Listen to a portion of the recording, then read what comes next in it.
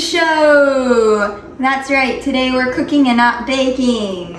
I'm sure you really caught on to that. Today I'm making nachos. You might think they're like white people nachos because they're, you know, basic, but I'll have you know I'm half Hispanic, which means these are the real thing. So I'm heating up my onion. I have it on medium high right now. I had it on medium low for a while, and I just want it to get a little translucent. I am using 96 lean ground beef. This is what Zach got from Walmart. I have rinsed and drained 2 cans of black beans and 2 cans of corn, like the kernel corn. And then whatever chip is on sale or whatever your favorite chip is. I wouldn't recommend using the scoops because you can't really like stack those on the pan. And I'll probably put it to 400. So once the onion is heated up, I'm gonna take half of it out because half of this nacho tray is gonna be vegetarian and the other half, what are you eating? It'll literally be ready in like 30 minutes. I know. I need something to hold me over for 30 minutes. Okay, so while this cooks, I want you to know that I've been posting a lot of TikToks and shorts here on YouTube, so please go check those out. Do you guys like my shorts? I bought them on Amazon.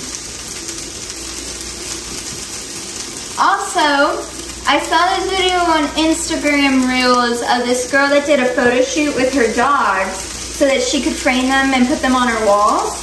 And that's what I did. And today the picture frames came in and I hung it up. So I'll insert clips of what it ended up looking like. I'm just gonna pull a little bit of them out to the side. Ouch.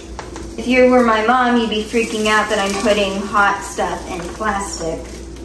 Also, just know, if you have a different way of doing it, or let's just say the right way of doing this, I don't care.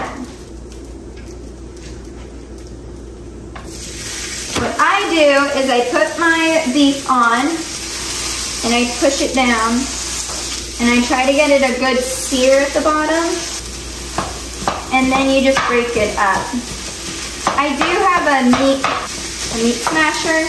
Just, you can't use a meat smasher when you're cooking up onions. And I don't want to use like 5 utensils just for one meal, so. Oh yeah, and then you do this. It'll start releasing moisture. Now this is really lean, so it won't be releasing that much moisture, but by now it should be. And if it's not, your pan isn't hot enough, so turn it up. I just made that up. I have no idea if that's true. You don't need to mash up your meat too much. If you crush it too much, it will just get gritty, and you don't want that. You want chunks of meat in there. Okay, so here's what I do to get the moisture out. And honestly, I feel like everyone's gonna have their different way of doing this. I put all the beef to one side and I tilt the pan over. And then I take about the whole roll of paper towels and you just soak it all up. My beef is on low. My oven's ready. And I'm gonna salt it. Not too much salt because what we are gonna put in it is this taco seasoning. This is the best taco seasoning. And when I tell you load it up, load it up. If you have those packets, it'll tell you how much to use. And if you don't have those packets, just follow the ingredients on the thing. You can just Google it. I just like to doctor it up just a little bit. So I add just a little bit more cumin, a little bit more smoked paprika, and a little bit more garlic. I do more garlic only because I didn't have minced garlic to put in here when I first started making this. Remember, your meat should change color from your seasoning. So if you're still seeing that thing move, keep adding your seasoning. I will say, if you buy this in the packet, it tells you to add water. Don't do that. I don't know why it says that. I've never added water to my taco meat. And you should be able to smell it. Pretty good to me. We're gonna do 1 layer of chips and then take your cheese. And honestly, you can use mozzarella cheese for this. It's really good. Okay, we got 1 layer of cheese down. We're gonna add our next layer of nachos, of chips. Now that you have that, we're gonna assemble.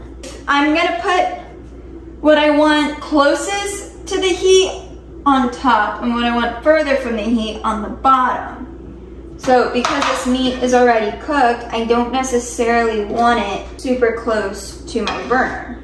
Beefy nachos. And now the beans. 2 cans of corn.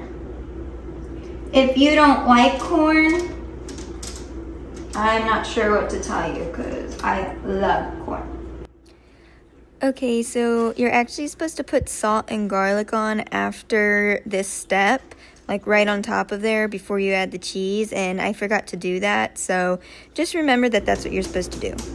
And last, because there are nachos, a lot of cheese on top.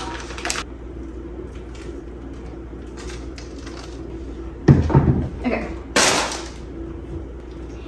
Here's the nachos! And we're gonna put it in for about 15 to 20 minutes. I'm gonna clean up while I wait for that to bake.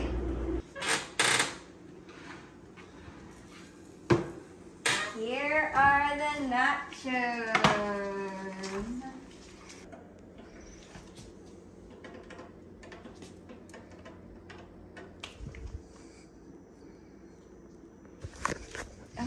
A new transition. Beefy bongos.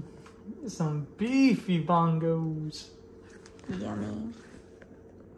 Enjoy.